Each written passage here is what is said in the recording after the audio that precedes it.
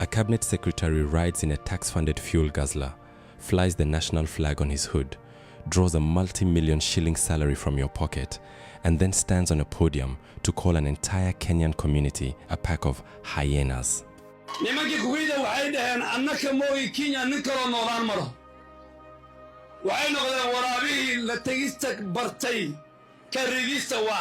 Aden Duale didn't just insult the Mount Kenya region. He looked millions of citizens in the eye and told them that because they didn't vote the way the state wanted in a recent by-election, they are nothing more than scavengers.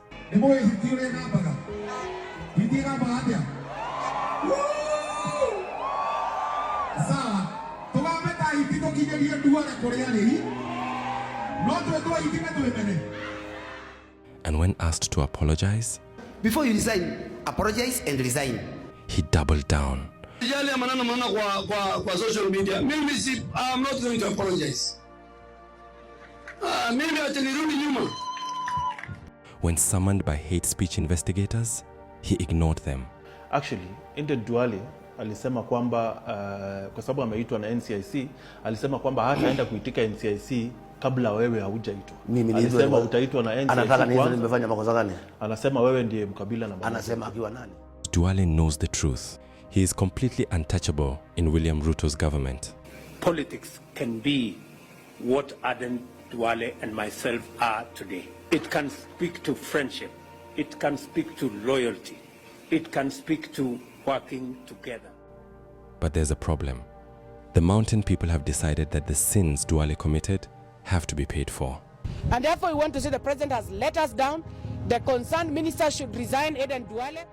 And if Ruto is the man protecting the rogue CS, then Ruto himself must pay for those sins.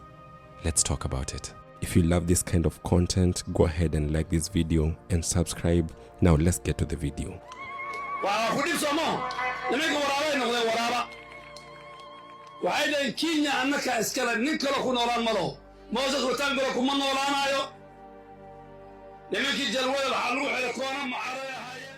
This isn't an isolated gaffe.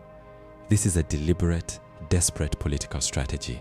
But what happened in 2006 is what is happening today, President Uhuru Kenyatta. Your Excellency, we sat with you.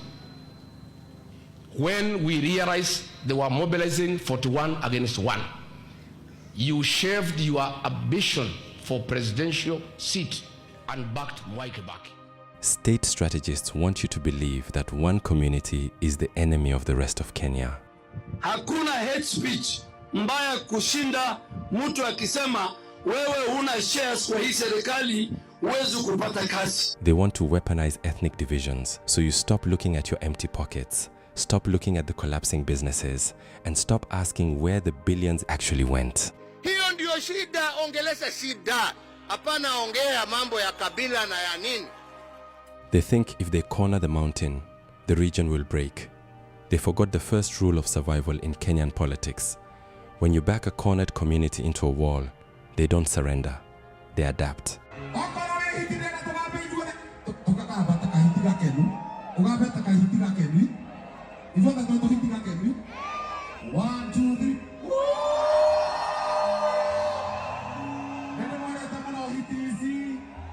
Now, Rigathi Gachagua and the voters of Mount Kenya have done something the state never anticipated.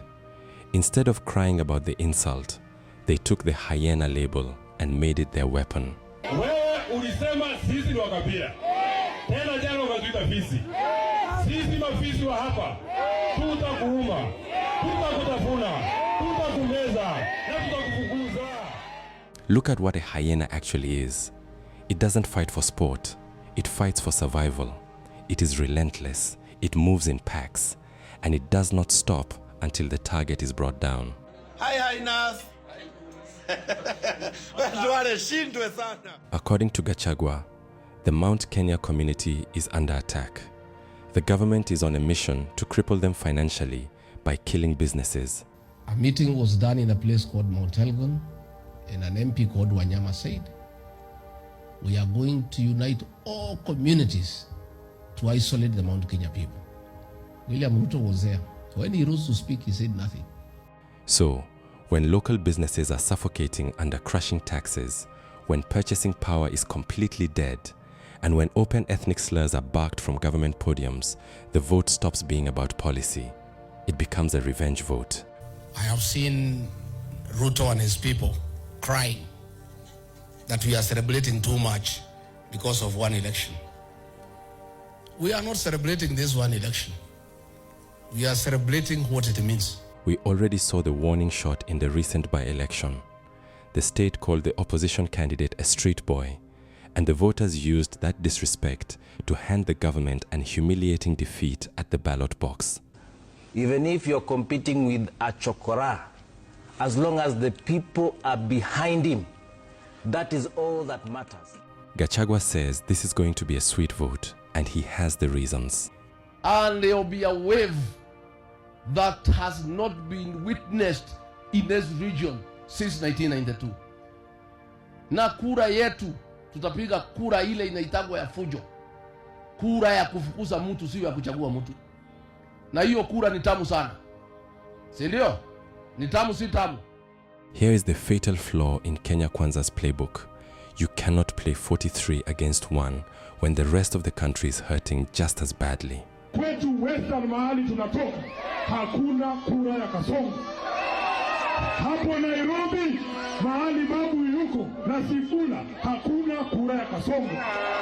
Tumeingia Umasaini, tumekuwa Kajiado, tumekuwa Narok, hakuna kura ya Kasongo. Olkalau wameonyesha kule kwa mlima, hakuna kura ya Kasongo. Tumekuwa Kitui na huyu mheshimiwa Kimilu, hakuna kura ya Kasongo Kitui. Look around. The Luyas are marching behind Sifuna. The Kisis are rallying around Matiang'i. The Akamba are standing firm with Kalonzo. This isn't 2007. Discontent isn't restricted to one region. It is nationwide. Anatuambia hapa kwa mlima juu hapa Udai, ati ndio watatoa kura. Hapa kuna kura ya Kasongo. So when the state insults Mount Kenya, they aren't isolating one tribe. They are giving an entire frustrated nation the exact blueprint on how to punish an arrogant regime. Times are challenging. We move a little speed and forget. As you're suffering now, please take a photo of yourself today in your suffering and pin it up in 2027 when you're making decisions.